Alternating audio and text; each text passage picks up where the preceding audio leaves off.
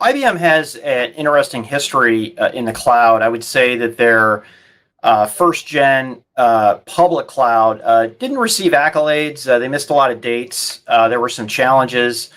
And then the private cloud, like most on-prem data center folks, really leaned into OpenStack, and OpenStack didn't end up being a thing for private cloud. But the combination now of IBM with its Red Hat capabilities plus its public cloud capabilities is really upping the stakes here, particularly when it comes to regulated industries.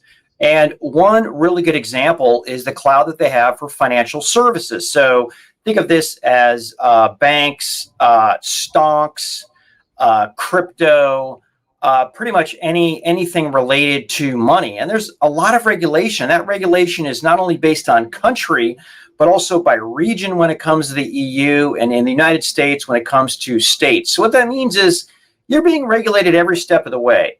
Security, transparency, and also protection of the data for the financial services company is paramount. And what IBM has done, to their credit, is they've put together a very impressive, secure, private, and transparent cloud. And I'm going to call it an ecosystem, because they not only have you can build your own application, but they've also invited hundreds and have hundreds of ISVs signed on, so they can come in and participate with it. So they started this with Bank of America, and I don't know if I can say this correctly, BNP Paribas, is that right? As well, another global player. But essentially, this was news of GA for Red Hat. And the other news that was out there was the inclusion of SAP. So SAP doesn't have their own public cloud. Their strategy is to host on other people's cloud, and this is an extension of that.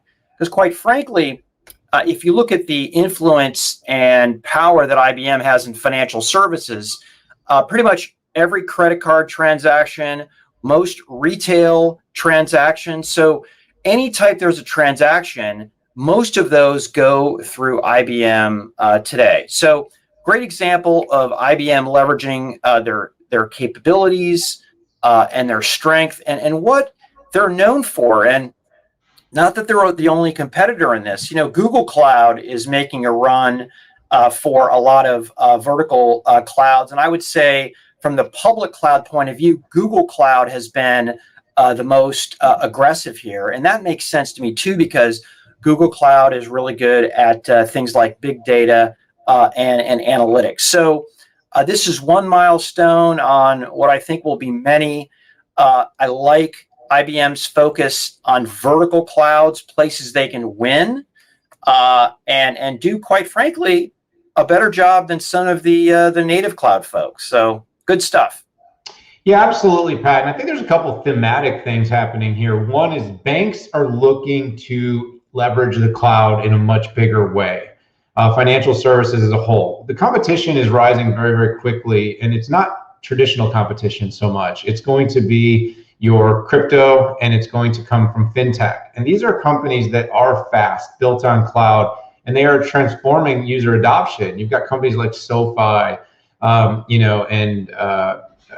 payment processing companies, Square and PayPal, and they're very disruptive. And the banks are being forced to think about how to be more nimble, and being cloud enabled is going to be an enabler for adding services that are going to make companies more, these banks more disruptive to themselves. And that's something that's important. And so that migration is taking place. So companies like IBM, like Google, you mentioned both, and I think it's worth mentioning both. And of course, you can't say Microsoft and AWS aren't doing this too, but you're seeing a lot of effort for verticalization in cloud and to create solutions. IBM was early. IBM has been very successful. The Bank of America story, one of the biggest banks, not only in the US, but in the world, trusting the company because, let's face it, IBM has an incredible depth of capability in highly regulated industries. And of course, its mainframe business has been rock solid. And the banks have partnered with IBM forever on those kinds of highly regulated workloads